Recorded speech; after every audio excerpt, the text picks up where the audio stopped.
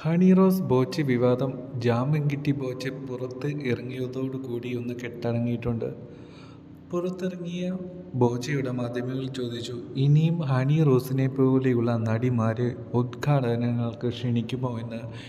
ഇതിന് ബോച്ചയുടെ മറുപടി ഇതായിരുന്നു: എൻ്റെ ബിസിനസ്സിൻ്റെ മാർക്കറ്റിംഗ്, പ്രൊമോഷൻ, അങ്ങനെ എല്ലാത്തിനും വേണ്ടിയിട്ടാണ് ഈ നടിമാരെ വിളിച്ചുകൊണ്ടിരുന്നത്. ഇനിയും ഹണി റോസിനെ പോലെയുള്ള നടിമാരെ ഇനോഗ്രേഷൻ പ്രോഗ്രാംസിന് വേണ്ടി വിളിക്കും.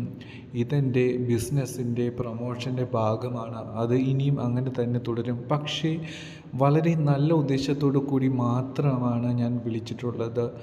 വേറൊരു ഉദ്ദേശവും എൻ്റെ മനസ്സിൽ ഇല്ലായിരുന്നു. ഇങ്ങനെ ഒരു വിഷമഘട്ടം വന്നപ്പോഴും എൻ്റെ കസ്റ്റമേഴ്സും എൻ്റെ ഷെയർ ഹോൾഡേഴ്സും എന്നെ കൈവിട്ടില്ല.